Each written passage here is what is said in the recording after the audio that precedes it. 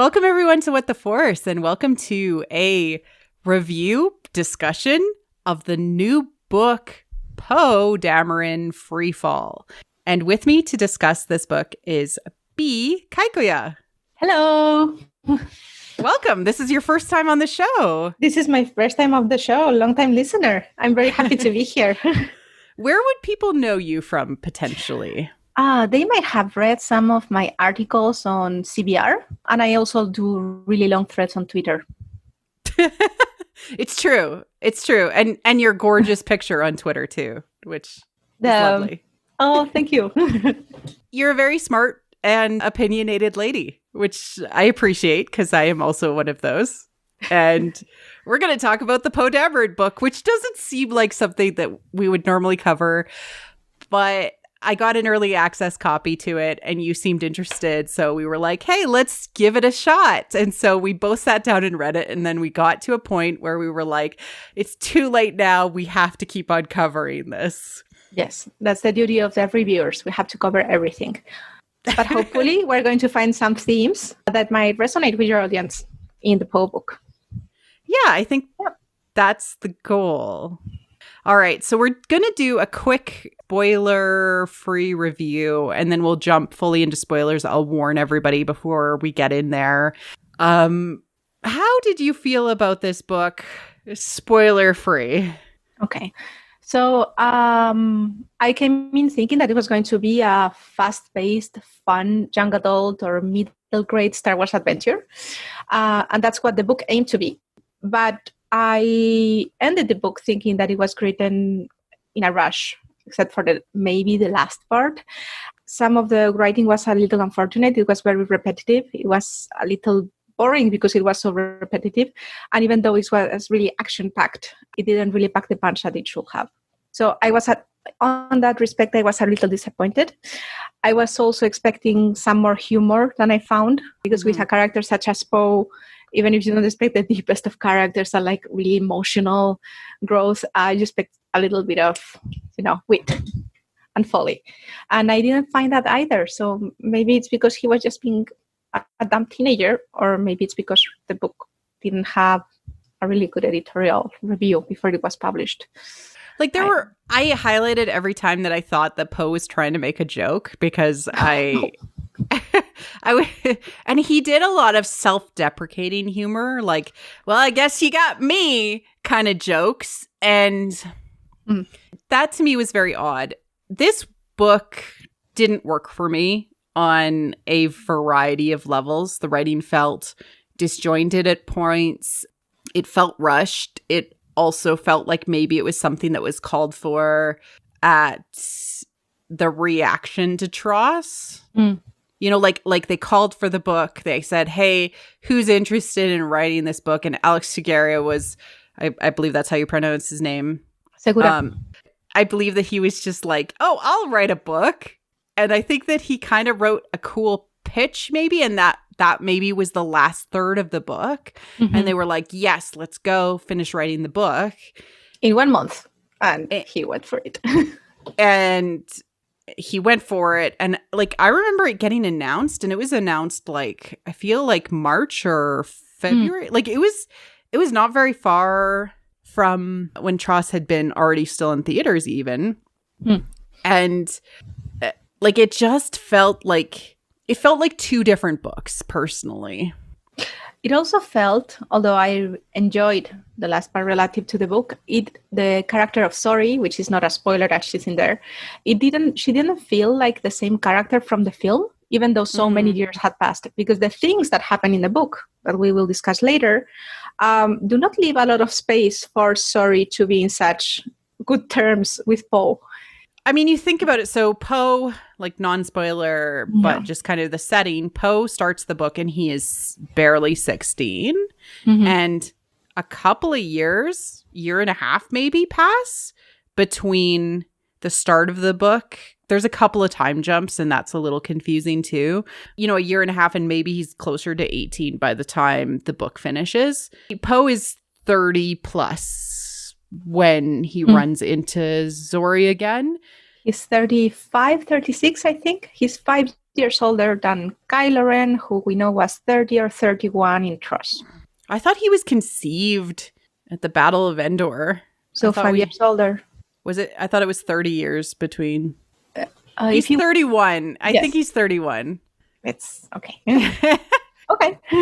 I mean, he's older than Kylo Ren. We know that. We know he's older than Ben.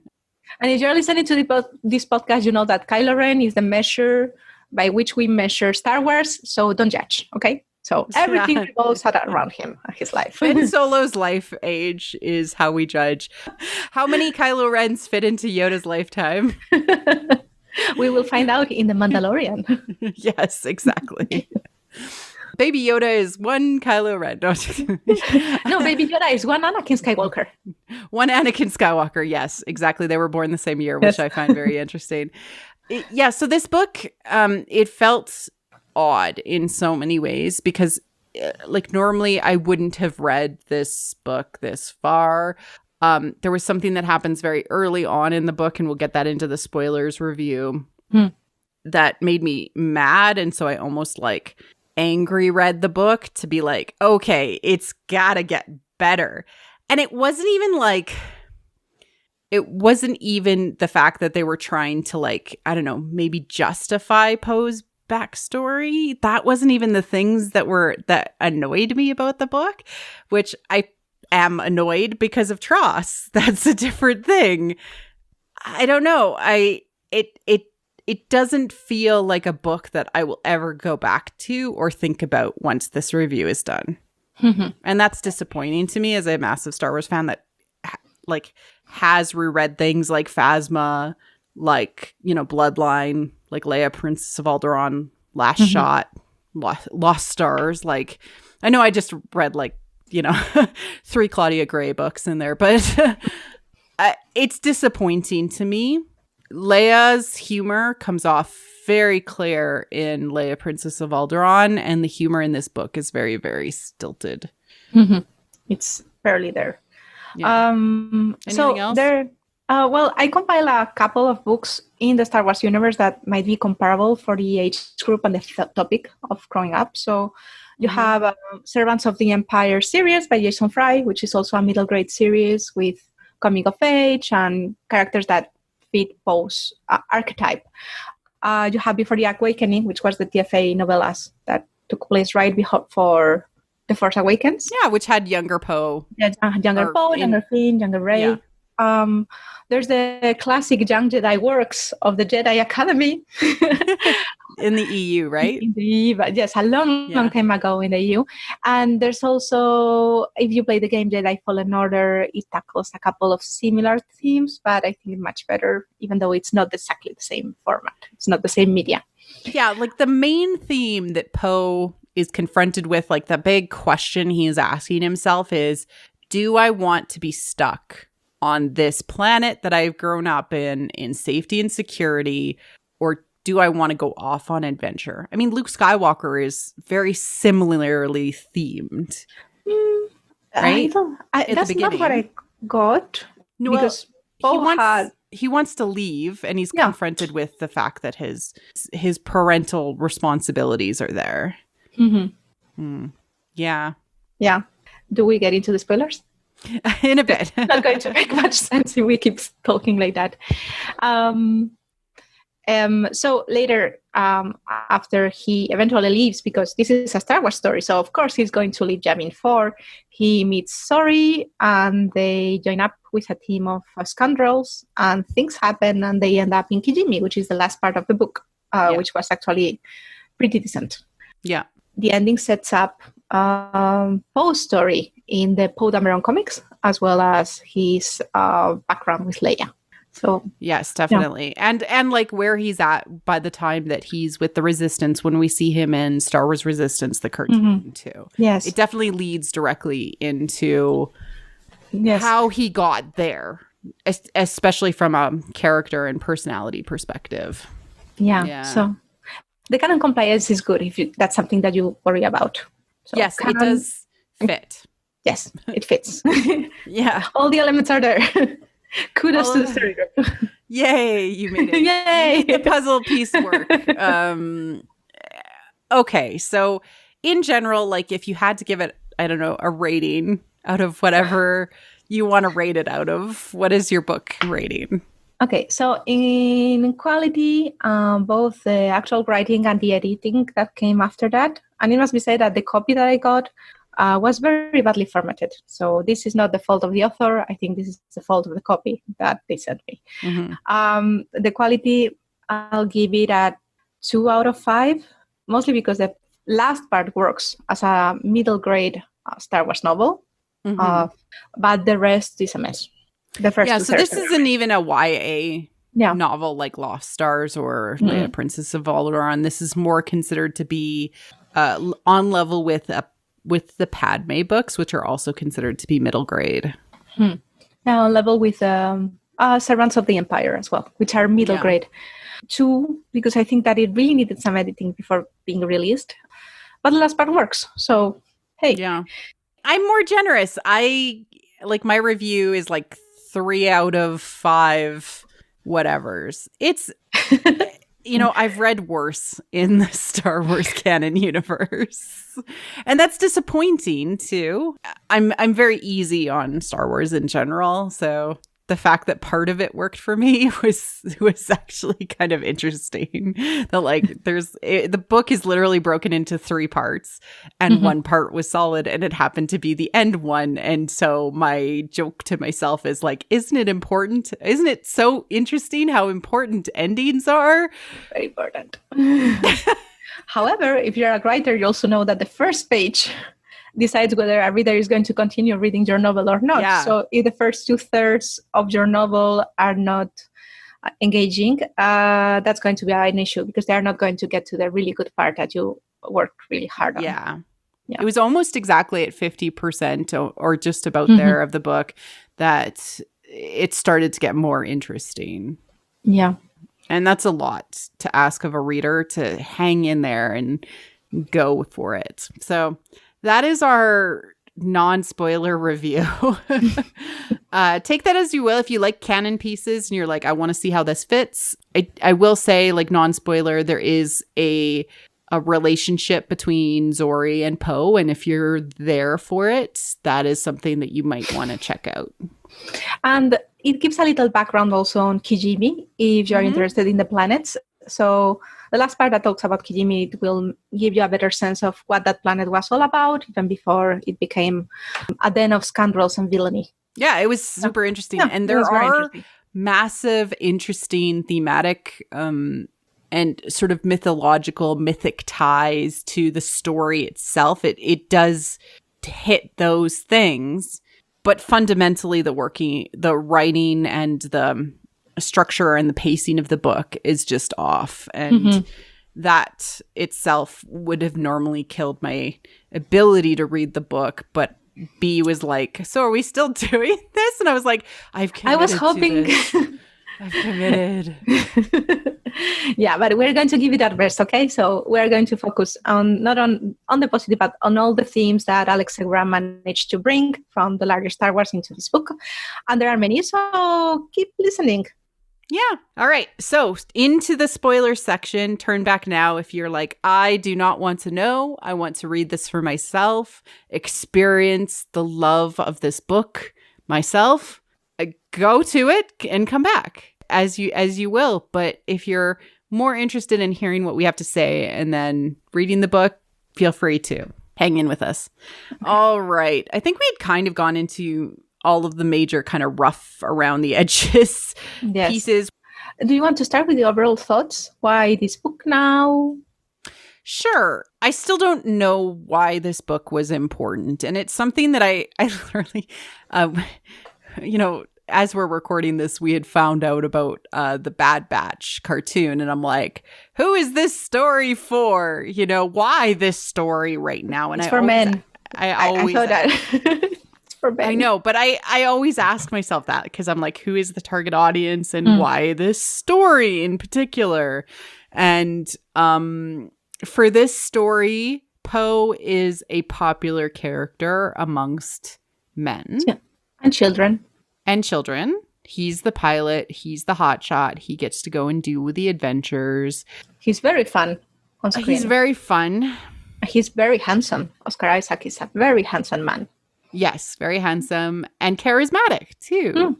And he is, you have to imagine what he would look like as a teenager, I suppose, with this book. But I don't get a lot of the fun out of him. He seems very lost and confused most of the book. And I still don't understand why this book was the book that they needed to make to support Tross.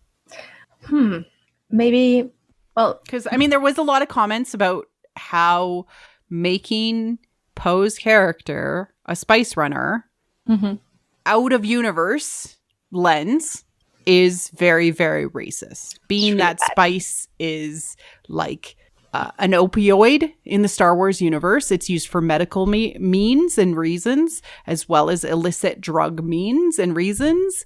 And it's like saying Oscar Isaac's being Latinx and he's now a drug runner. Yeah, that was very not well received.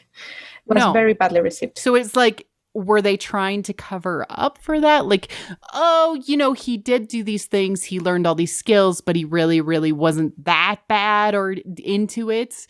I don't know. It's weird. I think that the writer that wrote the book, Alex Segura, his name sounds very, very Latin. So maybe they just wanted to write a story with a Latin writer that could explain what Poe was going through and link it to the universal experience of wanting to get out of your town and rebelling against your parents, finding your place in the world, and doing really stupid stuff.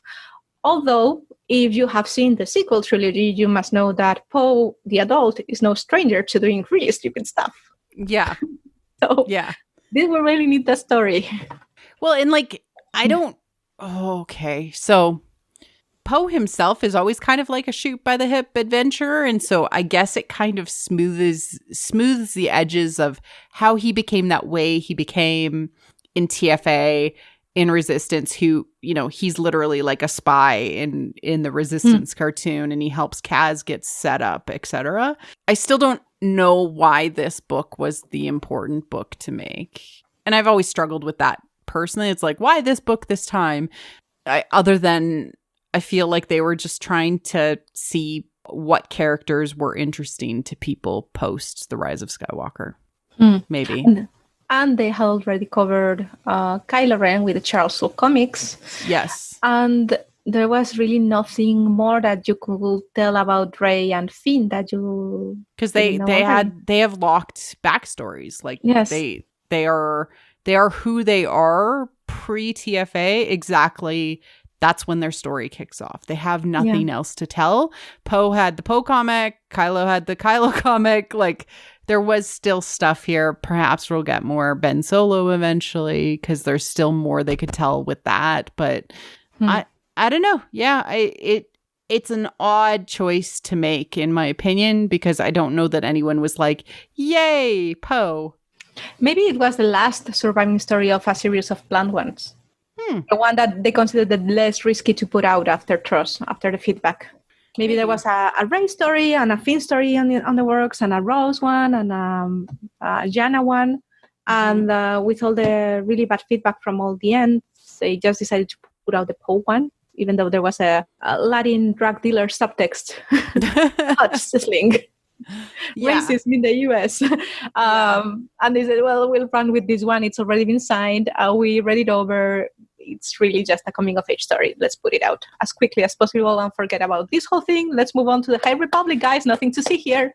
Yeah, and I don't know that they do I'm very new to how they're doing the arcs now, you know, kind of releasing these particular books through Disney Lucasfilm Press. I only recently got on the list, and it seemed like it came out like really, really far in advance. And maybe that's because this is Alex Segura's first Star Wars book.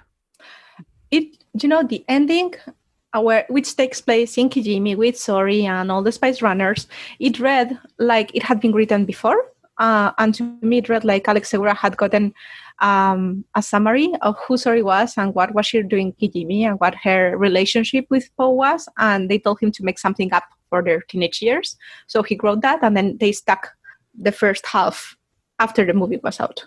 Oh. I think that it was written maybe as a shorter story, and then it got, Because, the last third, again, we've talked about it. It's literally broken into thirds, and the last third is very, very solid. So, I don't know. The last third looks finished. Looks like a finished piece of work from a professional writer. The rest looks like a draft. Ooh, okay. That's the issue. It looks like a draft that you write, and then you have to go over it to catch all the repetitions and just. And there was a lot of repetitions that happened. Not only that, I will also say that it looks like the kind of draft that you put up for yourself, so that you know which action is going to take place at which point. For instance, when you're writing a script for a comic book that Alex Segura does, that's one way to put together the action, and then you send the notes to the designer, and they paint everything over. And I think that he relied on that skill of his, because he has worked on the Archies, to write the first half of the book. So that's why so many of the action scenes that should have been more kinetic and should have read more intense, they read like someone is remembering them, even though they are happening at the same time that the action is taking place. So... Yes, it doesn't feel like you're that's a really good way of putting it. It doesn't feel like you're in the moment. Much of the book feels like he's remembering it, but he's supposed to be present and in the moment with how the description works in parts of the book. It's odd, I would say. So let's move on. We've kind of drained the bathtub with this one and thrown out Poe with it. So the story starts when good, Poe, I can talk about the thing that made me so mad. Please go ahead, because it didn't make me so mad as disappointed. Okay, I was disappointed. Okay, so we start out with Poe Dameron being on Yavin 4, stealing a ship and flying it. And his dad getting mad at him because his mother had passed away many, many years ago, probably when he was around 8. I got that impression. Maybe it was directly said. He was younger. And then from then on in the rest of the book, this is the part that made me so mad. In the Before the Awakening book, we find out that Poe's parents had both passed away before. Shara Bay had passed away at some point, and same with Îyâxe Dameron, who are his parents. Shara Bay, most famously known from the Shattered Empire comic book series that came out kind of just before The Force Awakens, kind of setting the tone of just after the Endor battle, the destruction of Death Star 2, etc. We don't see any direct Shara Bay Poe Dameron interactions. We only have his memory through his weird perspective lens of how cool his mom was. And it ends up taking on this very rose-colored glasses thing. Same with Kes and how he talks about Shara. And it made me very mad at Star Wars, but really at storytelling in general, where, killing off mothers in the Star Wars universe so that they never have interactions with their children is the assumption. Yeah. You don't have to kill a mom to kick off the story. That's a very popular way to kick off a story, but it's a little lazy in this day and age. It is very Everyone lazy. Has done it. Just try something else. Yeah. You know what? Not getting along with your parents, not agreeing with them.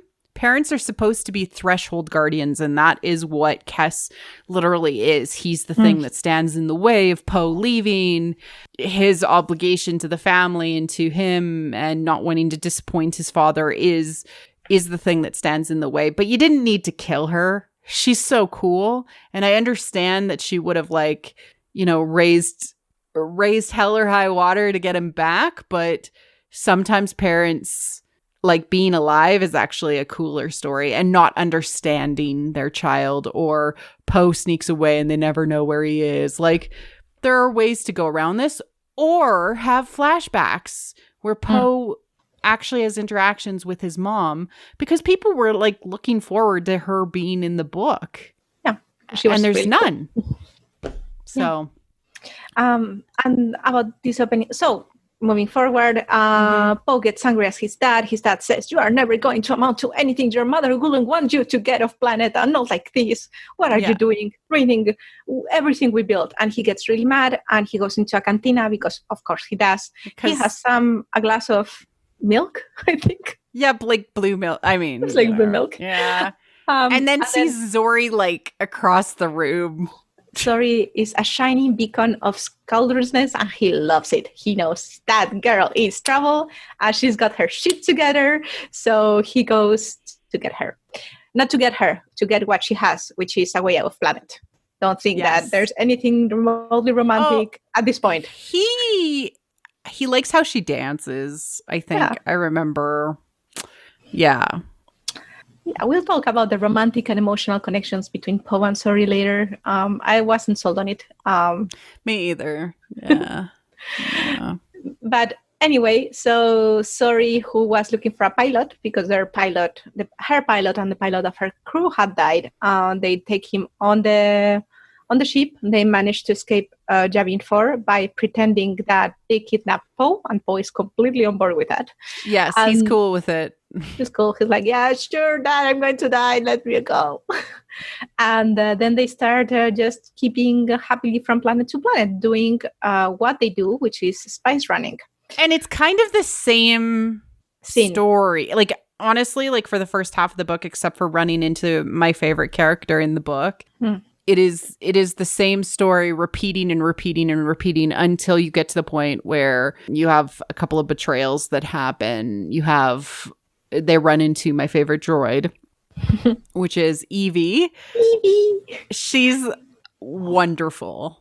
I love her. I think that Alex probably created her, and so she has a sparkle about her in the book. Like everything that she says, everything that she does is just like, if you were to think of K2SO, like K2SO's exact opposite.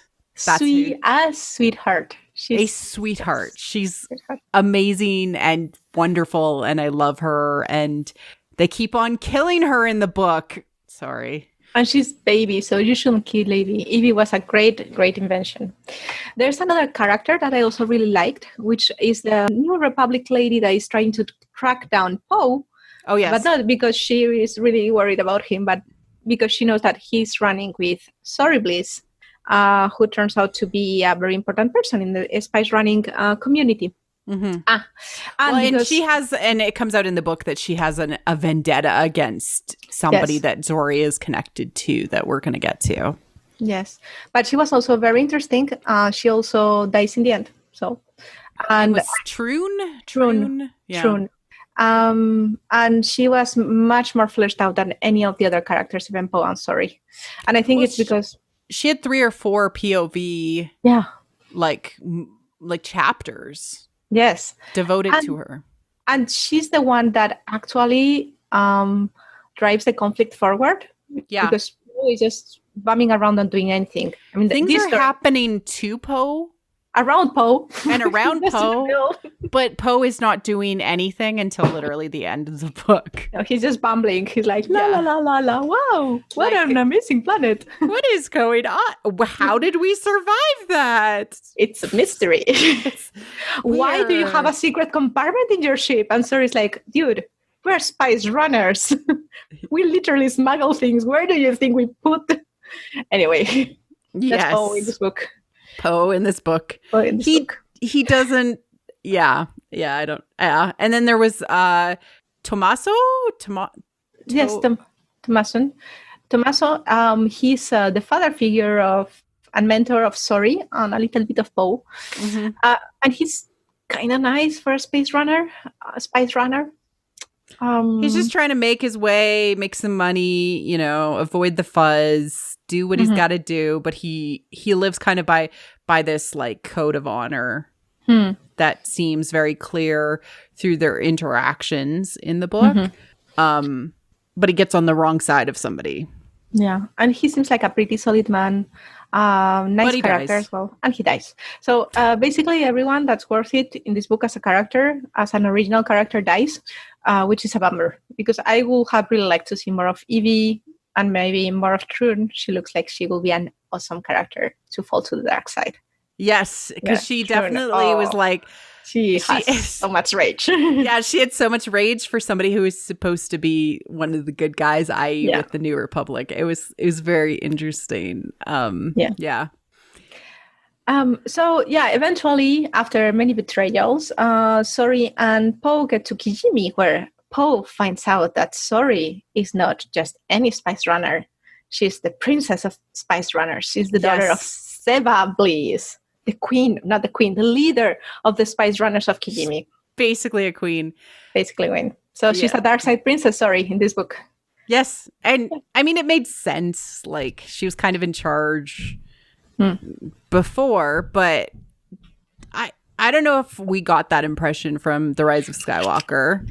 No, she looked like a very down-to-earth lady that had just worked up her way. More like what Kira would have been if they had stayed in Corellia. Yes, exactly. Corellia, yeah. Corellia. And she went by Zori Win in her, like, she was hiding out and she was, like, given to the captain of that spice running ship to be protected and watched until Mama called her home. Don't forget about all that training that they were doing. The training. So much training, guys. Don't worry. Everyone was trained to be a spice runner. There was no Mary Sue spice runner. No question that from the start of the book where she didn't know how to pilot a ship to the end of the book where she did know how to pilot a ship, that she learned how to pilot that ship in that period of time. It was very important that they do every action in that book that they eventually use at the end. And it was thanks to Poe, a man, that she learned how to pilot a ship. Yes. Even though she had been smuggling goods her whole life. So thank you, Poe, for teaching a lady to ship around the galaxy. How to fly the ship. Fly a ship. And thank you, Sori, for teaching Poe all the hot wiring skills that he showcased in Tross, to Finn's surprise. Yes. Yes. All the dots are now connected. So everyone gets trained, and eventually Sori's mom decides that it's time for Sori to take her place at her side as the co-leader of the Kijimi Spice Runners. Like second in command, her number 2. Yes. It's time to complete her training and rise up to her full possibility. And we get like my favorite chapter in the book, which is from Zori's POV. We only get one POV from Zori, and it's so good. And I'm like, why didn't you use her earlier to create more conflict between her and Poe, or her and her desires and what she wants, or to at least create more interest in that dynamic? Because I love it when you get like switch POV and people are like, does she like me? And she's like, oh man, he's hot, but he seems so shy or whatever. He's so dumb. He's hot, but he's so dumb. Yeah, like that's interesting. Why didn't you use her earlier as a POV character? I don't know. Yeah, her one POV chapter takes place in Babu Freak's shop. Yeah, Babu Freak was good in the book. Yeah, he doesn't want any kissy. The children didn't come there for the kissy. But that was fun. And she's basically telling him that, oh man, I like my mom, but I think she just wants too many things from me. What you were saying, Poe is very hot, but he's so dumb, man. He's so dumb. His heart's really not in this life. And I don't know that her heart is really in being a spice runner, even though from Poe's perspective, like that's all she's ever wanted. Well, I think that Sori is much more responsible than Poe. And she takes a role in the society where she was born much more seriously than Poe, who even by the end of the book, he still thinks he's on an adventure to go somewhere and not living his actual life. Does Poe ever live his actual life? Poe lives Poe's life. To be determined. Poe's life is Poe's life, I guess. Yeah. And so what ends up happening is Zava. I don't know how you're pronouncing the name. Ziva. Ziva? It's like Eva, like the biblical character, but Ziva? with a C at the end. Yeah. Sometimes I don't pronounce names the same in my head. Ziva Bliss, who is Zori's mom, the queen of the Spice Runners, has this plan to... It's a cunning plan. It's a cunning plan. You can almost hear her, lick her fingers, draw it through the feather in her cap, and cackle maniacally. The cunning plan of gathering all of her allies and her enemies together in the same place in Kijimi, in the caves. Just the scoundrel enemies, not the actual enemies from the Republic. Oh, just the Spice Runners and the other, like, the slavers, all that people, that are all of these fighting people. into her business. Yeah. And she's just going to kill them all. Everybody. She just close the doors and kill everyone. It wasn't clear to me how she was going to kill them. Yeah, there was like maybe a bomb. Maybe a bomb, but it wasn't. It wasn't super clear. And at some point, Poe, because of course Poe, he has a gentle heart and he's a noble guy, and he doesn't think that it's fair to kill everyone like that when they were just there for. And also they make a point of making sure that Poe never kills in the book. Yeah. So he could have though. Like, it's not like he doesn't kill when he's part of the New Republic or part of the Resistance. Like, he kills First Order people. So they made a point of having him like get close one time, think about killing somebody, but never actually doing it. Yeah. And they make a point also of making Poe feel very disgusted when Zori kills a bunch of people that, he will have totally killed when he was in his older years, like, no doubt, like that, just to get them off his bum.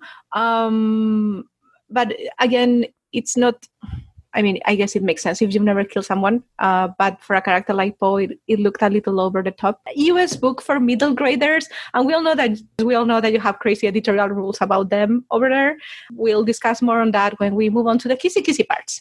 Yes. Yeah.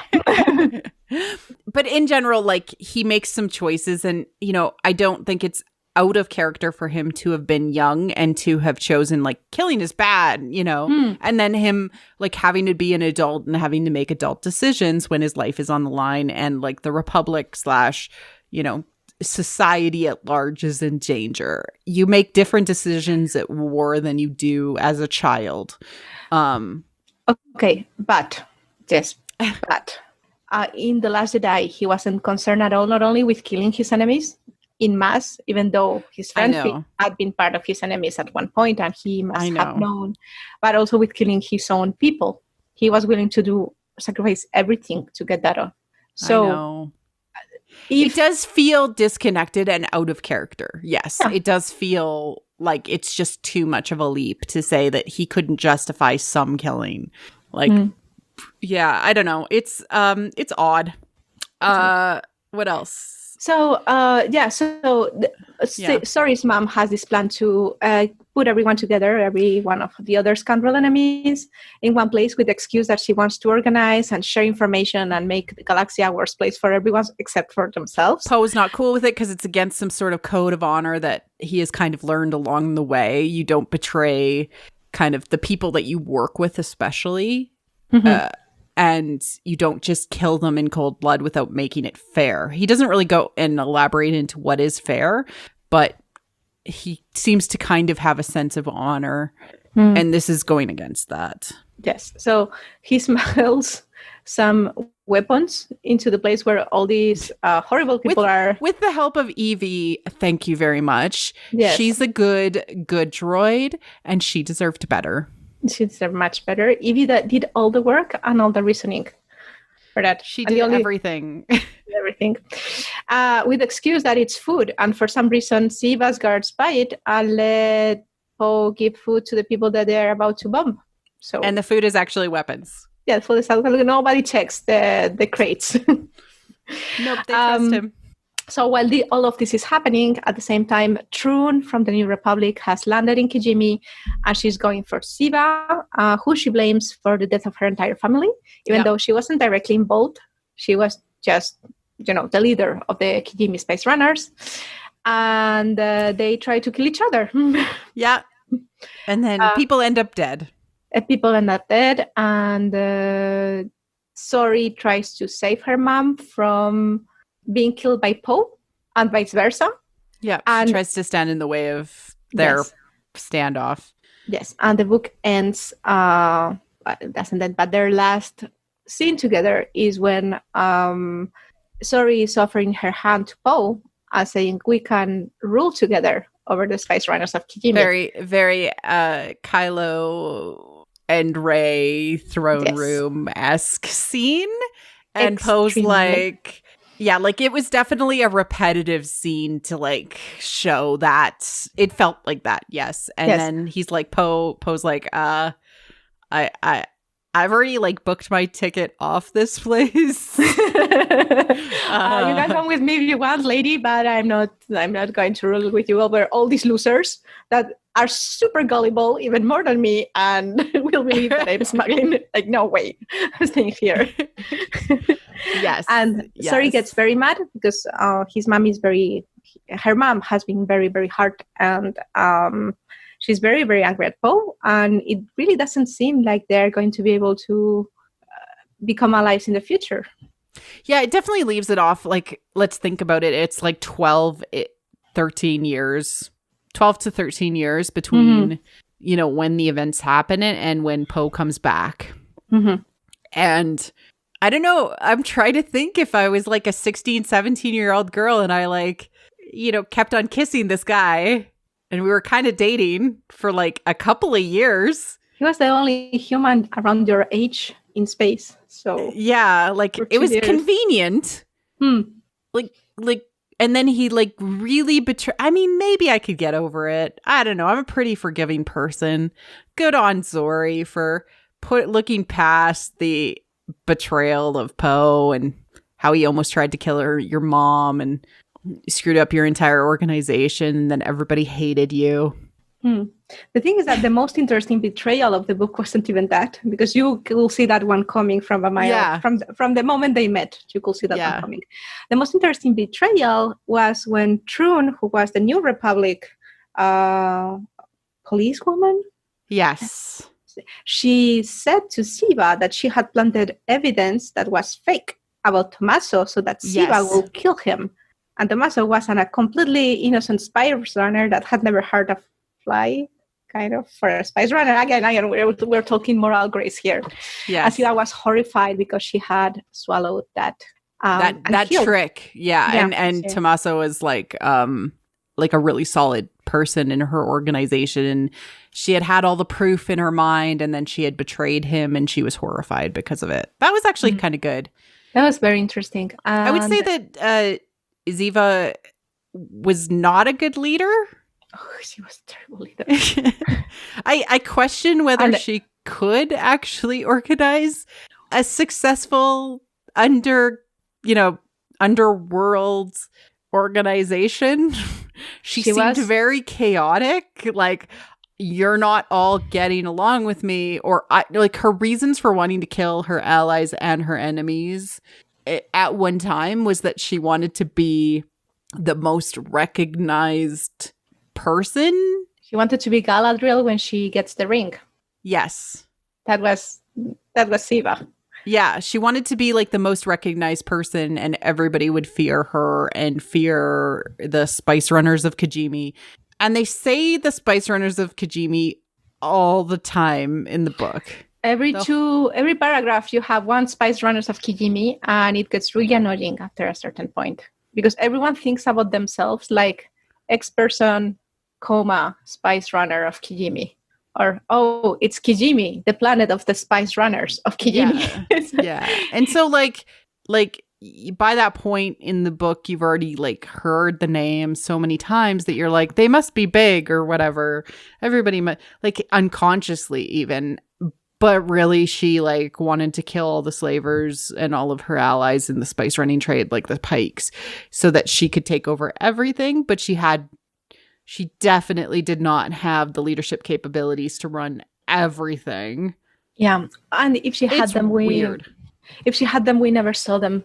We never saw them. We never see her do, or any other spice runner for that matter, anything really smart. Yeah, she just kills like her most trusted ally, who's her second in command, because of some false information she wasn't able to figure out that was planted by this New Republic person. And she wants her... promotes Sori and her boyfriend. Her boyfriend, who are both like underage at that point and probably not very responsible. And she questions whether she should have promoted Poe because his heart's not really in it, but she does it anyways.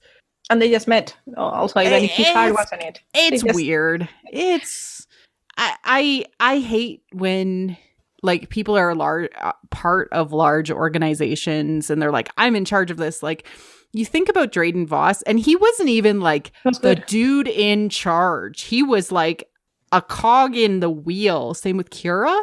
And they both seemed competent as hell. Yeah. Like you are wondering why didn't that Drayden Voss come and wipe out the spice runners of Kijimi? And if you read this book, the only conclusion that you can get to is that the spice runners of Kijimi were not really such a big deal, and they didn't even register in bigger mafias. I mean, they added their name to things so people would even know where they came from, and they weren't even worried about it because they were such a small deal. Like, hey, we're the spice runners of Kijimi. And they're like, Kijimi? Like, it's just, it's weird. Like, make people competent if they're supposed to be fearful, you know? Yeah, at least make them kind of semi-competent. For instance, one leader that you could technically compare her with might be Snoke at the end of The Last Jedi, where he's like, ooh, and all resting golden and just trying to read and not looking at what's in front of him. Yeah. Or maybe Palpatine. I mean, Snoke was competent. Well, yeah, but we don't really see that in the film. We only see Hux being competent, or even the other guy that replaces Hux. What's his name? Kennedy? No, Kennedy's super cool. Poor Kennedy. Rest in peace, space fascist. Goodbye, Kennedy. No, the other guy, the one that replaced Hux, the one that kills Hux, his name was... Richard E. Grant's character. Yeah. He looked very competent too, but the people that they are serving, they are not. So I guess that you could... It didn't seem like all of the other people who showed up at the meeting, all of the underworld people were very smart either. Like, why would you show up to that meeting? Just to get to... Why are you... Yeah, like, I love this point. Like, at this point, so... Ziva and Zori and Poe are like attending the meeting, and Poe's like, why are we sneaking into our own meeting? Like, it's that like ridiculous. I like humor, and it like, that's kind of funny, but like, it brings down the stakes of everything that was happening to be a kind of a joke, and that's unfortunate to me.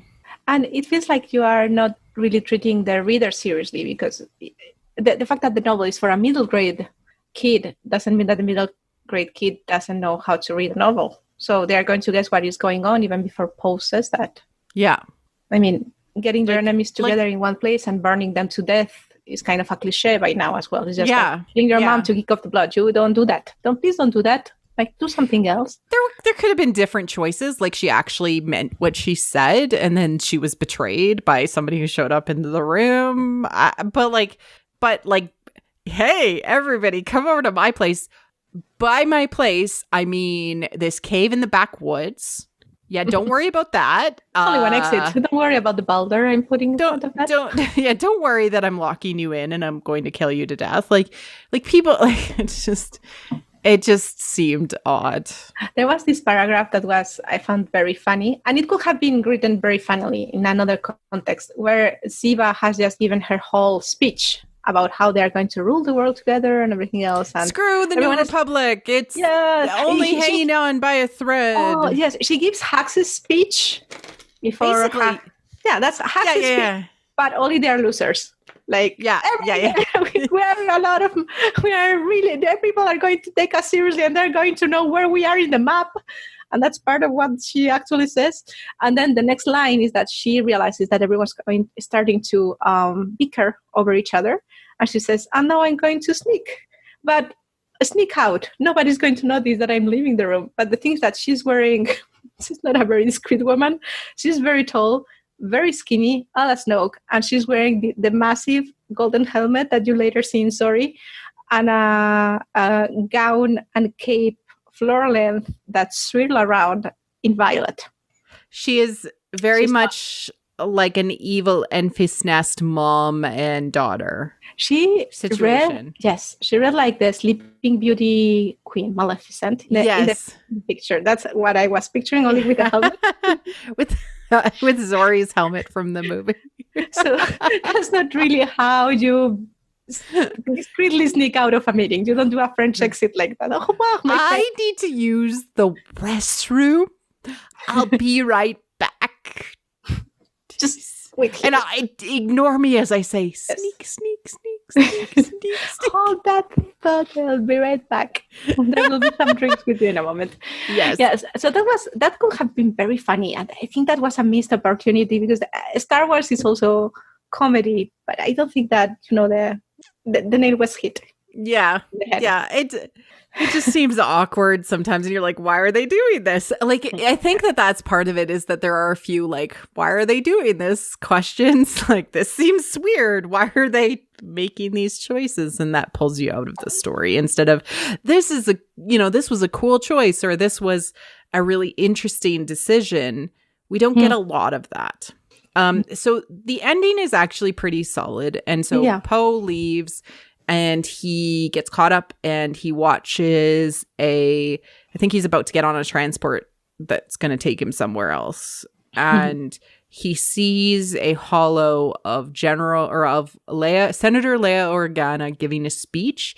And I don't have the quote in front of me. One sec, I'll just grab it. And he's inspired. But I do actually want to say the quote. Okay. Sorry, just one sec. Open up my Kindle. Where? Okay, so I have it. You cannot defeat evil. That one? Yeah. Yes. Yeah.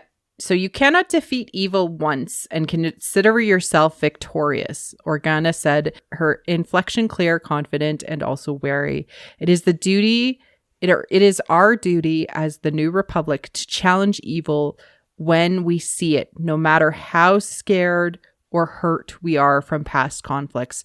We either stand for what we believe in the future without limit or qualification, with strength and bravery, or we shall fall to the same elements that crushed the Republic decades ago. Yes. And that is beautifully written. It's very good.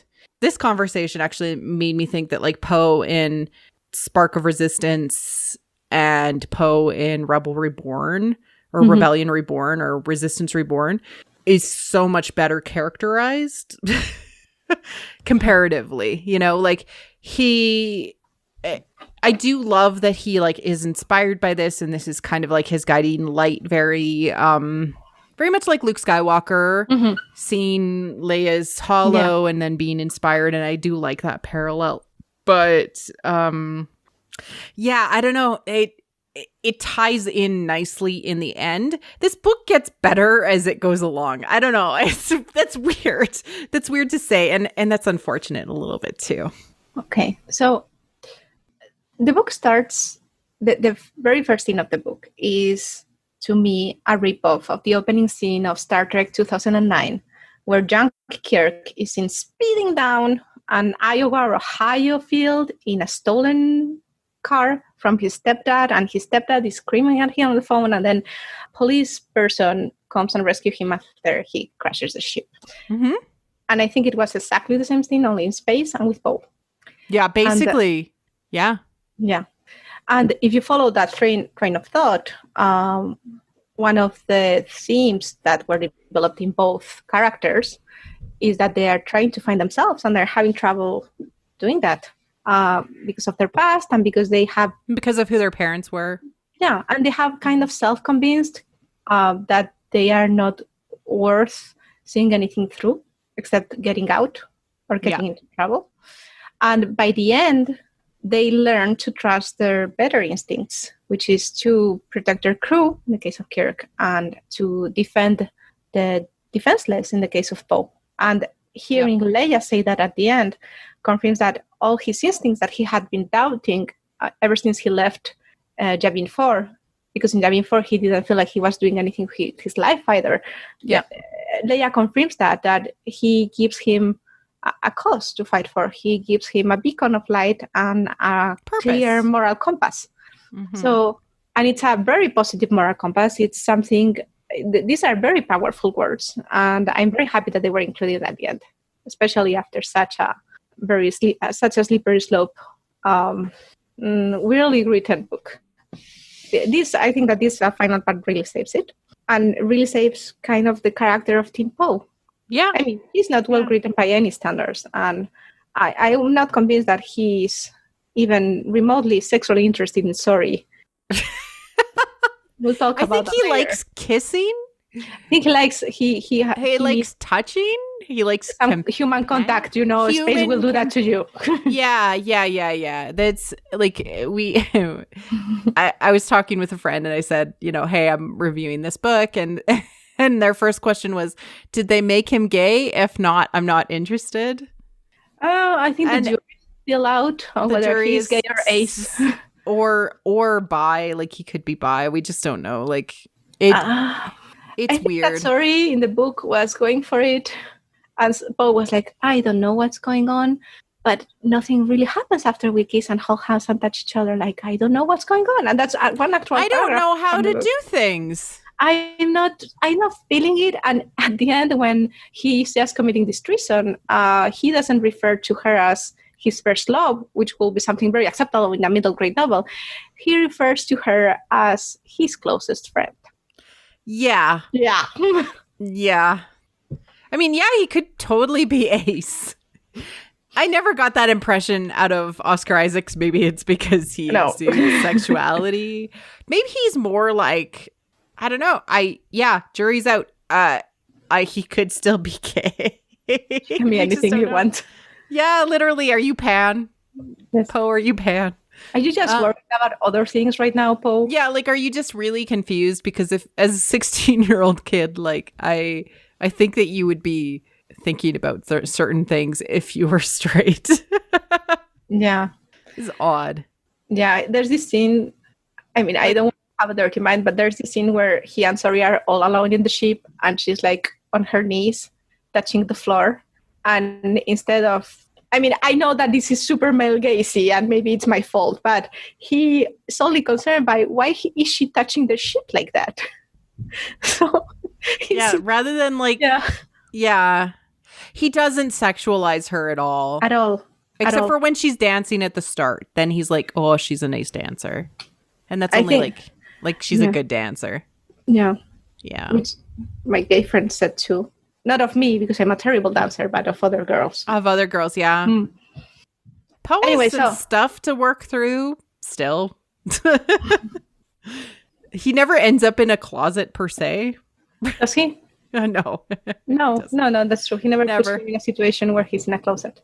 But if you want, we can move on to some of the very interesting myths and symbols that I found here. And if you want, we can start with Siva, or we can go to the emotional connections that Poe establishes with different characters across the universe. Do you want to go into the mother figures? Yeah, I'd like to go into the let's talk about that. So what's really, really interesting in this book is that Poe is constantly seeking out people to replace his mother. Hmm. And it happens kind of 3 different times.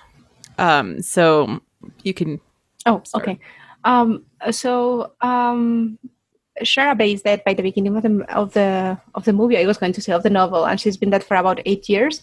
But her death still feels really raw, both to Poe and his dad. Mostly because Poe says that they never talk about it, but from my point of view, he's always screaming about it, and his dad is like, "Dude, I have to go on with my life. I cannot keep talking about your mom all the time. I'm really sorry. I loved her, but this is not."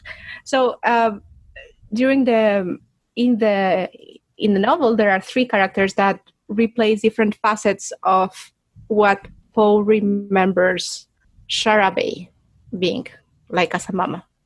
So you have Evie, which you already mentioned, which is the beautiful, really sweetheart droid. Yeah, like she's very motherly too, and always positive. Like, you can do it. I believe in you. Like, that is her personality. Yes, and she protects Poe at a key moment too. She's absolutely lovely. And you have Siva Bliss, who is the Dark Mother. And this really hit home because she first appears in the novel after Poe rejects his father in person.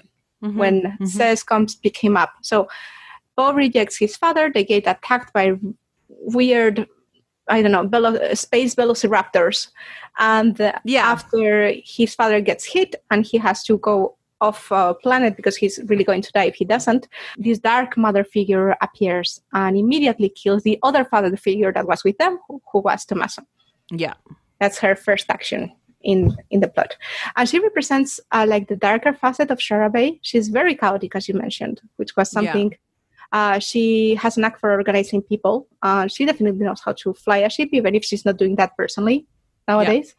And she really, really, really, really follows the first thing that pops into her head at all times. Yes. I think I called her chaotic evil in my notes because, like, who comes up with a plan like that? And the whole basis of the plan is because we'll be the coolest. The Spice Runners of Kijimi will be the coolest. That is her reasoning. It's like Cersei Lannister put more thought into her plan. Yes. And then the third mother is Leia Organa, who you call the mama of the galaxy. She's the mama of the galaxy. And yeah, she's representative of this, like, you know, ideal feminine power and leadership that Poe gloms onto. And because of Leia and Chara's relationship, he knew about her. He had seen hollows of her. He had seen her speak. He knew all about her stories, etc., probably from his dad and his mom in the past. And so this was his way of coming home. And he knew that both of his parents respected her. And she sounded really, really badass in that speech that she gave in the end. She wasn't just some old lady ruling the galaxy. Yeah. So he actually, by the end, he's replaced the childish adoration that he had for his mom with a more mature sublimation of that affection for Leia Organa. Moving past Siva Bliss, Dark Mother, chaotic evil, do whatever you want and we'll kill our enemies. And Evie's, you know, really nice and nurturing, but ultimately very static programming of just taking care of others, no matter what they are like. I think that was very interesting. I don't know. Yeah, it was probably done on purpose because we're talking about a professional writer here. He must know all the tropes. But it was not on your face. It was subtly made. And I think that Siva Bliss's appearance in particular, it really works. Yeah. Because you are discussing these themes. Like her entrance, very dramatic, very Darth Vader-y. Yes. You're talking about that with the helmet. Oh my God, yes. And the sheep falling down. Yeah. Yeah, kind of saving the day from all those space velociraptors. Yeah, very good. Yes, very good. And, you know, it deals with women actually quite well in the book, I feel, except for the fact that how Poe's POV to do with Zori is very weird. Like, I couldn't tell if this was romantic. No. Are we just kissing because we're supposed to be kissing in this situation? Like, you get that impression. Well, have you never made out with someone just because that person was there at the moment? Because it was convenient. And there was literally no one else in the planet at that point. I don't want to say yes, but I kind of have to say yes. Like, when I was a teenager, sure. That's just the hormones speaking, though. It's the hormones speaking. But for Poe and Zori, they're not even speaking very loudly. Maybe they're just tired, or there's really no chemistry at all between them. It was weird. It didn't seem teenage horny at all. No. It didn't. Again, like, who is this book for? I don't know if it's for middle grade. I don't know if it's for young. It's middle grade, I think. Yeah, no, I know that's what it says on the side of the book, but is it? Is it for them? I think it needed a pass over. Yeah. Just to check for these kinds of maybe language issues, connotations, feelings, emotions. The last part was solid and it had basically no romance, but it had a lot of plot. So and a lot of decisions on Poe's part and a lot of characterization and choices, and like Zori choosing to help Poe with getting Evie fixed the first time, not the second time. R.I.P. Evie. I don't know. It was the third part was good, right? Yeah. What can we say? And there were the other two female characters that are in contrast with each other are Zori, which we already discussed. She was born in the evil, but we know that by the end of her, she's tending towards the light. Yeah, is tired of the she's spice running. And Kijimi is over things. Man, by the end of the day, his first daughter said, "You say you what?" And they boomed them. So too bad for Zori and the Kijimi spice runners of Kijimi. She's at the end. She's in the end battle. Yeah. And they make sure to show her. Yeah. In that, so she survived. She survived. They could still hook up. No, I don't think so. No, she says no. She says no way. Yeah. I remember how you kissed. Yeah. So I dated this guy when I was like really young, and he kind of drooled on me a lot. And that was you. But he never really wanted to take things forward. He was mostly interested in my ship. Yeah, so, like he kind of dated me for my ship. It really didn't make me feel valued. Yeah, and then he kind of tried to kill my mom, like literally, because he didn't agree with her. Yeah, so no, that's a little bit of bad blood between them, which is completely understandable given the events of the book. But the other one is Trune, who is the opposite of Zori. She was born in a very light-hearted, sunny family of very simple-minded people that just had some fields and grew some greens and sent their daughter away, and then they all got killed, and she fell deeply to the dark side. And I think that we didn't see her go full dark because Siva killed her before that. Yeah. And that would have been an interesting fall, like a New Republic person going crazy. Yeah. So these were very, very interesting. The most interesting characters in this book are the women. So kudos for that, Alex Segura. Yeah. And write more like that. So do you want to talk about the romance? Okay, so the romance is very weird. Poe saves Zori at one point, and in the heat of the moment, not knowing if he's ever going to see her again, he kisses her before kind of shoving her out of an airlock into a different ship. Not into space. She escapes, and then they time jump / skip forward to them hiding out on a planet where they don't really do anything on that planet. It's really weird. But they kiss a lot while they're hanging out there. They mentioned that they had been kissing, but do we actually read them kiss? No. There's the one kiss that is described, and they talk about the things that they have been doing, which is kissing, cuddling, touching, holding hands. There's a lot of like mentions of they touch each other a lot, but that's the limit of it. And then he's very confused because it doesn't go further. Yeah. And he's like, oh, it's okay if it doesn't go further. I'm not really that involved with this thing either. It's the opposite of the cave. Do you know this trope this fanfic trope where a couple falls into a planet and it's completely abandoned and they have to go into a cave to protect themselves from nature and then things get steamy? This is the opposite. Yeah. Yeah. They actually get out of the cave so that they can do other stuff that is not related to romance at all. It's like there's always a wet blanket over top of the relationship. Yeah. Always. It's weird. And that's okay. Yeah. Poe doesn't realize he's gay. It's fine. I mean, you don't have to be attracted to the first woman that you meet. You don't have to. It's just that it looked like this was set up so that they will be together. Yeah. It would have been more interesting if they had just become like really good friends and gotten very angry at each other because they had developed a really intimate connection, but like a platonic one, which is not really what happens here either. Yeah. Yeah, it felt like they tried to make sure that he came off as straight, but it doesn't convince anybody. No, I don't think weird. that even I don't think that even the writer is convinced of this one. I'm writing this, but really he's gay. Like he's not really into girls. That's why nothing is going. It has nothing to do with it being a middle grade book. He just really doesn't. Not even second base ever. No. Ever. Well, it's difficult with that suit that she wears, you know. Oh, I know. Like, where's the zipper? He can't figure out the zipper. Only an honorable man that really loves you is going to be able to open the zipper. Unfortunately, Poe is not destined. It's like a reference to Robin Hood Men in Tights or something. Only he who is destined for me will have the key to my virginity.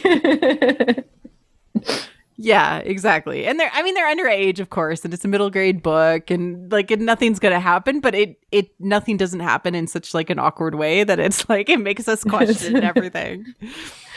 Yes, nothing happens in this book except some kissing and hand holding. So if you are still shipping Finn and Poe, you can rest assured that that's still viable. This name might still go there. They're co-generals together. That's like a marriage. Oh, sure. Yes, that's basically marriage in space. With ships. I mean, like General Organa, General Han Solo, they were married. So, co-generals. Yeah. And the only person that could get in between them, you know, that sexy redhead first order general, he's no longer alive. So. That you know of.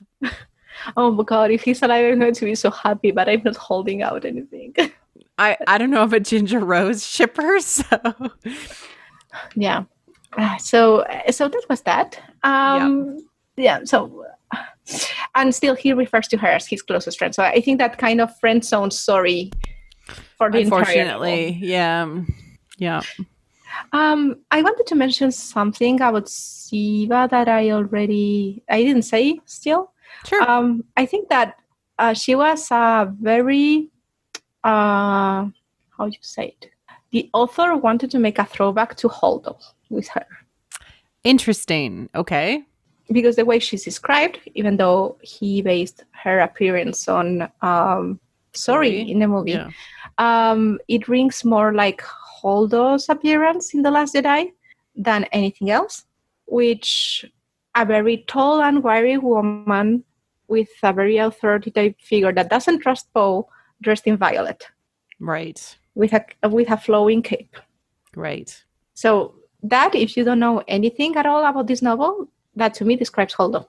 Yeah, and I think that was done on purpose. And I think I don't know if it was a way to justify why Poe dislikes Holdo so much in The Last Jedi that the author put there. Like women in purple, I do not trust. He's got a bias against purple women. Who is this purple woman telling me what I should do? And actually, like, I hate to like justify this reason at all, but I will. Psychologically, if we run into somebody who has the same personality as somebody that we have run into in the past and had trauma or haven't dealt with some sort of garbage from, we will instinctively not trust them. It's just our way of processing that and not dealing with it. And it takes a lot to get over it. And like, that's a deeply psychological thing. We go back and we revert to the former version of ourselves to deal with the situation. And sometimes we're a jerk to somebody who's perfectly nice and meaning well-meaning and brave. But that's really interesting that you saw that. I didn't see that particularly, but I totally could see it. Yeah. Yeah. I mean, it could also make reference to the violet, the kind of really prune aubergine color that Sorry wears. And in his mind, it was a completely different violet. But the description by itself, it's really, I mean, it was very Holdo-ish. Mm-hmm. Of course, she does Holdo with the helmet. Holdo with a helmet. And she does the exact same opposite thing that Holdo did. Mm-hmm. And in TLJ, Poe was obsessed with that Holdo was going to sell them out to the First Order. Holdo was going to lead all his people to their death. Holdo, who he had never met before, and the other people had never met before, blah, blah, blah, blah, blah. She was a traitor, blah, blah, blah. And if Segura tried to justify these irrational, fears, fears with this figure, that's a really smart way to do it. Yeah. Yeah, you put something in his past that is not really obvious, and only people that are going to be looking for that will find it. Totally. Yeah. That said, there are many inconsistencies with her characterization and with the history of Kijimi itself. Yes. So Kijimi, as you well know, is introduced as Kijimi, the planet of the spice runners. Yes, because they are the spice runners of Kijimi. Yeah. And we are all led to believe in Poe's descriptions of the planet that this had been going on for at least a couple of centuries, because the entire planet is organized around being so scoundrelly that their individual scoundrelness and lawlessness kind of balances out, like the germs in the body of Mr. Burns, so that they mostly function as a society without not too many people dying. Right. Like the entire planet is scoundrels. Yes, the entire planet is scoundrels, and the entire planet is spice runners, and they have been going at it for a long time. But then when we get into Siva's point of view, she mentions that she put together the spice runners. Which we do get one chapter of her POV. Yeah. So out of nowhere. Out of nowhere. Like Zori's, it comes out of nowhere, whereas Thune, yes. Thune, we have a few chapters spread throughout the book, so it's less surprising when we get them. Yeah. Dru's chapters also serve to mark the passage of time, because you more or less... because she talks about how much time has passed and how tired she is, and yet how driven she is to find Jiva. Yeah. How her superiors don't understand what she's trying to do, and her superiors are like, just relax. Important. Yeah, exactly. Yeah, so in her point of view chapter, like she talks about how it's been like kind of a recent thing, like only a couple of decades. Yes, she says a few years. In the past few years, she had put together the spice runners of Kijimi by her own, with only a handful of scoundrels. I got that it was longer than that, but maybe I'm confusing hers. Yes, because before that, they mentioned that it had been longer than that. And the way that Sori behaves, it looks like it's almost an hereditary monarchy that she's taking over. Yeah, like her entire life she's been in this, like she was born into it kind of thing. Like, or else she might not be as attached to the whole system and the heritage of it. It's odd. So maybe that's an editorial error, or maybe it's unreliable narration where, in Jiva's head, she views it as only a few years, but it's really been Zori's entire life. Like 16 years could be classified as a few years. Yeah. I guess. Yeah. And weird. He also mentioned the helmet, which I found very interesting. There's this scene where Zori touches the helmet, the golden helmet that she wears in Cross, and she feels anger and darkness and something else, she says. And she also mentions in the same part of the story that before her mom started wearing the helmet, she was much more normaler. So we're saying that the helmet is cursed.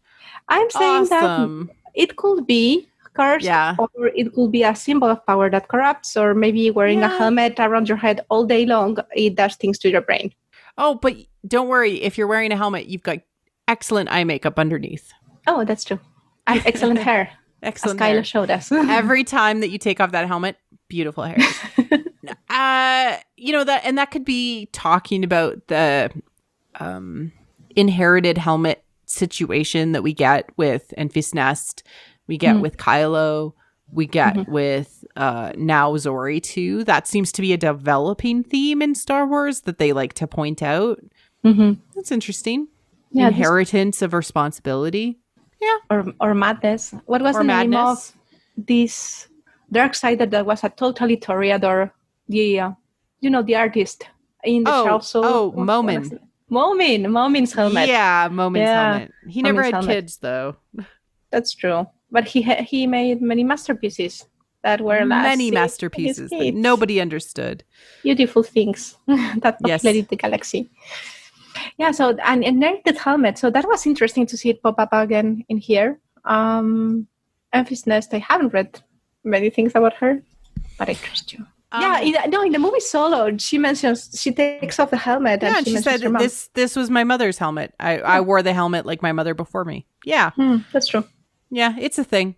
I hope we get to see her and her mom back. That would be like a cool mother-daughter relationship. I would be like super invested in right away. Yeah. I did like that Kijimi had religious history. There was a monastery inside of the mountains. Mm-hmm. That was cool. I want to know more. I want to know all the cool things. I like how they just kind of like, and there was this monastery, but they chased off all the cool stuff. It's like, well, now I want to go back to a time when all the cool stuff was there, because this was less cool than I was hoping, because they don't have a cool nickname instead of the Spice Runners of Kijimi. What? Sorry? Instead of the Spice. Yeah. What? You want to go back to the time where there was a spiritual presence in the galaxy, so the High Republic is going to be for you? Oh, I hope so. Certainly. I'm excited. I have lots of excitement to do with this. But yes, I would like to see more interesting takes on like what people do. Instead of just finding artifacts, they actually find the people. That would be cool. That's true. Kijimi also works as a really good metaphor of the state of the galaxy when Poe is telling the story.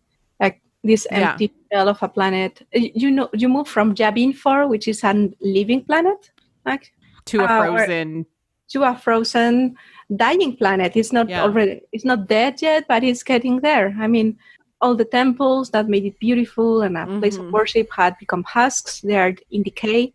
That's described many times in there when he's hiding, that the walls are crumbling and there's like moss growing everywhere, and nobody's really taking care of the temples, and every single spot is filled with Spice Runners of Kijimi who don't really contribute anything to the planet. They just take things out and in. Yeah, exactly. It's like, are there spice warehouses in Kijimi? I don't know. Do they grow the spice there?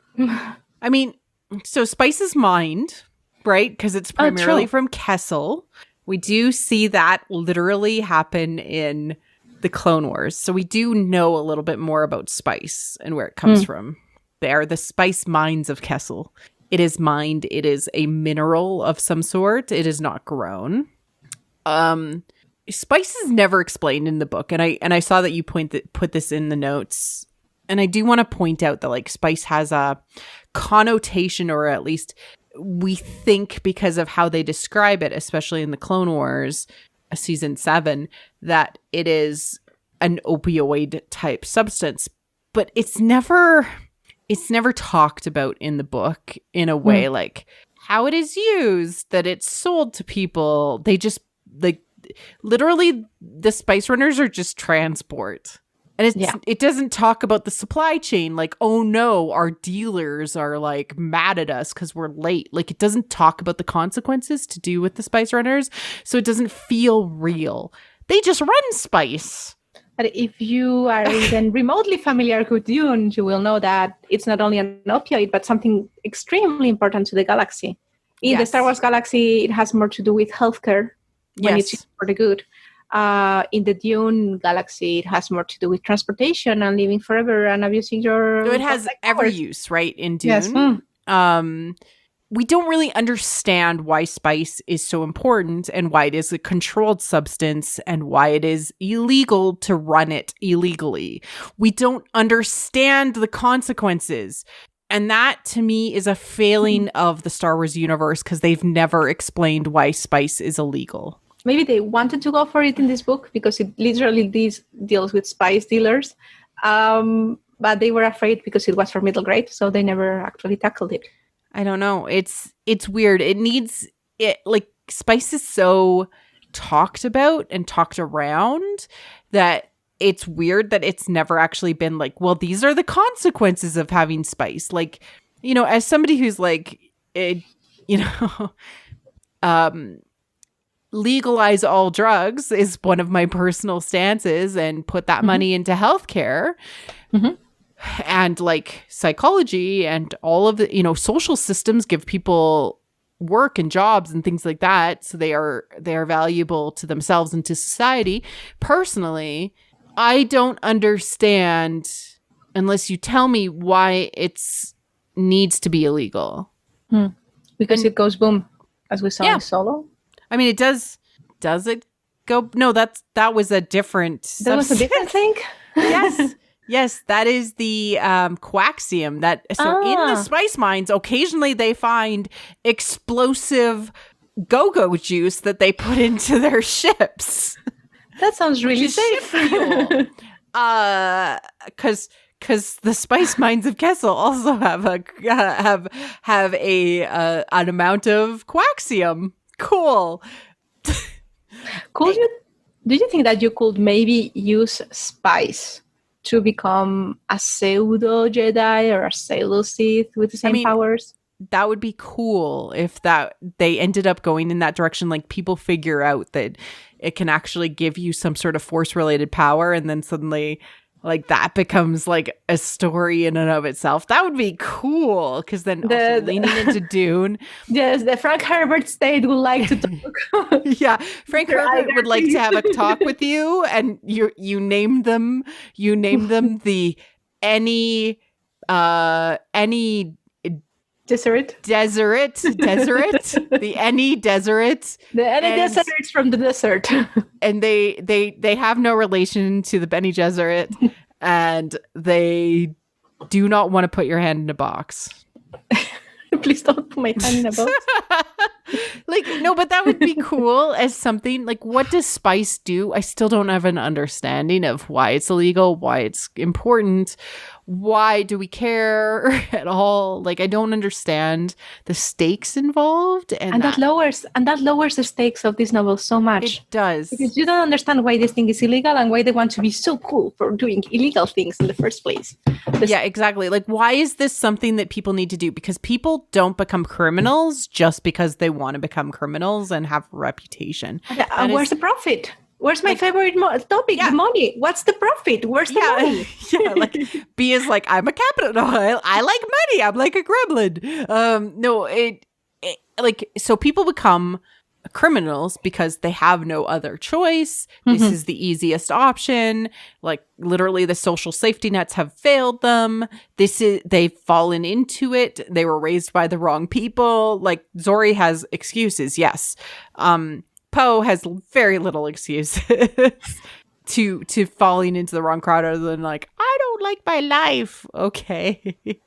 But like, what is the reasons why this is a thing? And there's just such a disconnect with the realities of the universe for something that they say is supposed to be semi-documentary feeling into this magical space opera.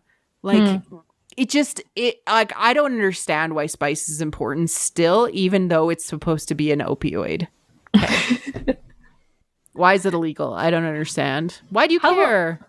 What would you have made the spice runners of Kijimi if they weren't spice runners for this novel? What would be a really high stake? Something like Afra, they're stealing Sith artifacts? No, because you want to land it in reality. So maybe some kind of Jedi crystal that you can use to power a weapon, but that's already been done. Yeah. Well, I mean, anything that makes sense, really. Spice, as long as it does something valuable, that should be illegal. Like, the reason why opioids are so controlled is because people overdose on them and kill themselves. We've never seen an opioid type spice emergency in Star Wars, so we don't understand why it's a controlled substance. In The Legends of Luke Skywalker, Reddy has a cup of blue milk and adds a packet of spice to it. So, like, is it flavoring to get you high a little bit and enjoy yourself a little bit more? Why is it a controlled substance? And I still don't understand why. What does it do to him? Reddy was a woman. What does it do to her? It just gets her, like, happy. Like, it's just like it's just a drug. So you're telling me that it's a substance that you mine? Yes. In mines, in caves, and that you can add to your milk and makes you happy. So it's basically lithium? I guess. Maybe. Okay. But it's got medical purposes, so... Like lithium? Could be. Could be lithium. But I don't know if there's a comparison, because, like, they do say, like, it's used for medical purposes. But... we never know why it's a controlled substance, other than it's controlled. Yeah. Yeah, so that my rant, the spice runners of Kijimi were spice running at all. We don't know how much money they made with that. If if any. We don't know if it was like a prestige club and then everyone just had a cantina and got drunk. We don't know anything about anything, and neither did Poe, other than he had to run ships all over the galaxy. So that's the takeaway from the world building here. Yeah. I don't blame Segura for this. I blame the story group or Disney, because they don't want to say what the Space Runners are doing, actually. Yeah. And like why spice is scary. Like that's the point, is like things have to be scary to be controlled substances. Yeah. Why? I mean, you can at least put that Siva was overdosing on spice and that's why she went bananas in the end. Yeah. I mean, that would have been a cool thing. You can put it in the story. But then again, you're leaning into the Latino drug dealer trope that was so badly received. So maybe they didn't want to go that way. Like the balance of this book was nearly impossible. Yeah, that's very difficult. Yeah. There was one final thing that happened right at the end, and I found pretty cute. When Poe escapes Kijimi, he gets help from 3 wise men. Oh yes, he does. Yes. Yeah. Cool. Which is a topic in fairy tales. It's usually animals or women that give you the help. The first one gives him a key. The second one gives him a bed to rest because he's hurt. Mm-hmm. And the third one gives him a clock, like the invisibility clock that allows him to get into a ship and get off planet. So that was a very... I mean, it wasn't written like anything special. It was just his way to get off. And at the end of his road, right before he's going to get on the ship, he gets to see Leia. So it's like if these 3 wise men led him to the inspiration, was going to be the rest of his life. This is the journey. And like the book follows the hero's journey pretty closely. Yes. Like it's very apparent, you can map it, etc. Except for I don't feel like there is a solid elixir where he goes back to his home community and heals his home community unless we Kiss the spice. But like we have to assume like, oh, by him joining the Republic, because that's where he's going, the Republic, because Leia is part of the Republic right now, and joining the Republic Navy, he is doing what his parents would have wanted him to do in the end. But like, I don't see how he is healing his home community, because there really wasn't a problem with his home community. The problem was all internal to himself. It's more of a Vogler's hero's journey without an elixir. Unless you think of Poe as the elixir itself. Yeah, that's a very Poe thing to say. I'm going to give you the elixir, baby. No. No, Poe will never say that, especially to Sorry. Come on, that's dirty. Don't say that on there. I'm going to give you the elixir, baby, with some spice for life. So one of the questions I wanted to ask you was, does this book help you recontextualize Tross at all? Tross is part of the story now, so we have to deal with that. Tross has the same faults as this book, which is that it was written except this book has a better ending. I'm sorry. Yes, but structurally and like about the craft of it, not the actual themes or the story, it has the same problems. I think that it was made in a rush, and even though the author knows how to write a story, because I read his work on Archie, I realized later. And he is apparently very successful in the mystery field. I don't think that he was given enough time and enough material to properly work a proper Star Wars story, independently of Tross. So does it help me recontextualize Tross? I think not really, because I wasn't really interested in the story of Tross wasn't the story of Poe. But Poe had almost the most lines. Yeah, but it wasn't, I'm very sorry, but it wasn't his story. That's like saying that the prequel movies were the story of Obi-Wan. As much as I love Obi-Wan, and I think he's really hot and swashbuckling and everything else, and it wasn't really his story. It was Anakin's story. And Tross was the story of Rey and Ben, but Poe got a lot of lines and a lot of play and so this book was supposed to justify some of that. I think that he is a hero and that, you know, this was his shady, dark as so shady, as Oscar Isaacs put it, you know, we dirty him up a little bit with his past. It's like, did you were still kind of like a good boy. You just happened to fall into a crowd where they asked you to be an errand boy for a drug organization. Did you know dear listeners, how much did Poe grow up during this magnificent novel? At the beginning, we see him drinking some milk in a bar, and in the end, he's drinking a chocolate milkshake. I'll take that milk, but with chocolate. Yes. They don't call it chocolate milkshake. He didn't even develop a spice addiction while he was a spice runner. Like, maybe you don't eat spice. Maybe you do something else with it. You drink it with blue milk. I know that. We still don't know what spice is, so we don't even know. I'm gonna go with hardcore lithium. That's what spice is. You might hardcore lithium. I like hardcore that. Lithium. That's our headcanon because we have no other answers. And because it's in mines, and maybe sometimes mines explode and they make people, I don't know. No, it didn't help me. It did help me to think about other Star Wars properties, namely Solo. I think there were many Solo parallels. Just many Solo parallels. They definitely tried to make sure that he was a emotional successor to Han Solo. Yeah, and Kira. Mm-hmm. Kira can never be imitated because she's a queen. She's beautiful and amazing, and yes, and she's really her own show. Oh my gosh, she's so cool. I will watch just a fashion show with that woman. I would say this smoothed a little bit of the okay. I can see Poe becoming a spy for the Resistance cartoon, or taking dirty, like rougher missions, etc. Like what he goes on through the Poe comic, where he's kind of off on his own. But people like that don't need to justify their existence. To me, saying that this book should justify Poe's existence is like saying that we need a book about raid training. No. I don't think that this book was necessary. It fit well in canon, and so yeah, that's true. It's fine. It did some cool things mythically, like we talked about, especially with the mother stuff and the symbolism associated with that. It tried so hard. That's a very mother answer, but I, like Evie, care about Poe. I think he's a good guy. Unfortunately, all we got was vanilla ice cream and Poe. Or pie.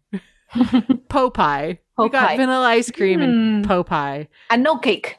And no cake. And no bread. Cake. No bread at all. No. Just Poe. Just Poe pie. Yeah. It was if you really like Poe and you really like ships and you want to know more about him and Sorry, go ahead, pick up this book. Yeah. It's not going to bite you. Be mindful that you can, the first half or so, there's nothing much that happens, and it's not as well written as the later part that takes place in Kijimi. So just hold on to the story. Just get through it, and you'll get to the good part. And if you are reading this from an academic point of view to find different mythical themes in Star Wars, and you're writing a thesis, the book is rich with them. Even though there is some solid stuff in there. There's a lot of solid stuff. Yeah. And thematically, it's on brand with other things that are in Star Wars. So yeah, it's very compelling. It goes there. It gets to stay. Yes. I would like to know more about the. Oh no, sorry. I really like to know more about how this book was written and in which conditions. Because I think that if we know about that, that might explain why it's so disjointed. And I'm very curious about that. Many people that I've spoken with about this book who were on the ARC list, etc., said that they had trouble starting with it. So I don't feel bad for being on that list. Mm-hmm. Like the last third is so solid. So I appreciated it for that. And if you just, happen to fast forward to the last third because you've taken it out from the library, or you're really, really interested and you read that third part first, I would not blame you.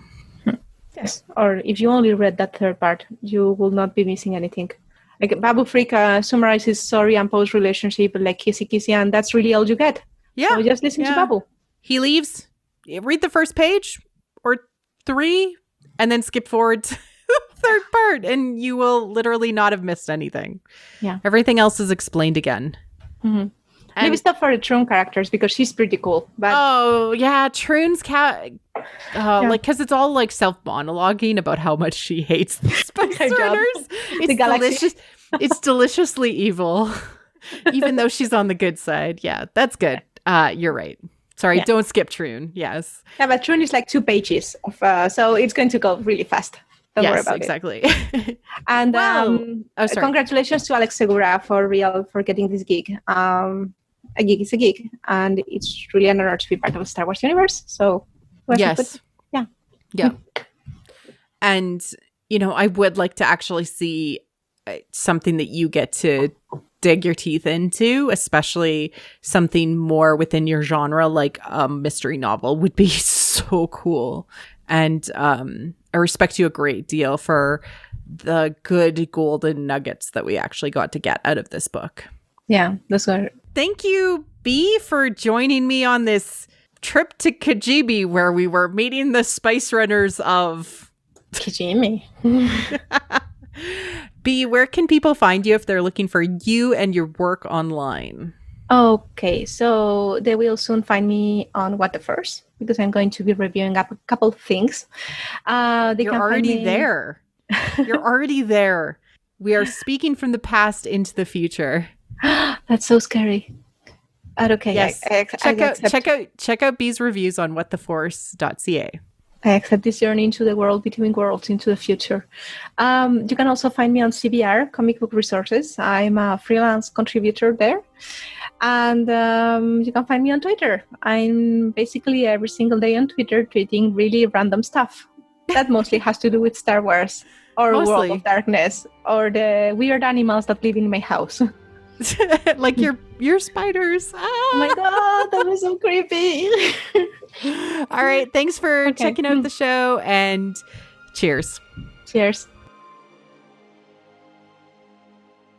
Thank you for listening to What the Force. I'm your host, Marie-Claire Gould. Our music is orchestral music by Christy Carew, composed for What the Force. We have a Patreon at patreon.com/whattheforce. We would like to thank all our patrons, especially those who love and are obsessed with What the Force: Brad, Cheryl Bell, Melody, Night Huntress, In Wild Space, Susan, Felicia, How Rude, Anna Perez, Macau Mom, Neil, James, and Joelle and D. Make sure to like and subscribe on YouTube, or leave a 5-star review on iTunes or other podcast apps. It helps others find the show. You can connect with us on Twitter at What the Force Show, What the Force Podcast on Facebook, and our website, where we have expanded our content, including reviews, metas, and articles at whattheforce.ca. You can also connect with us on our Discord. Links are in the liner notes. Feel free to reach out and start a conversation. Cheers.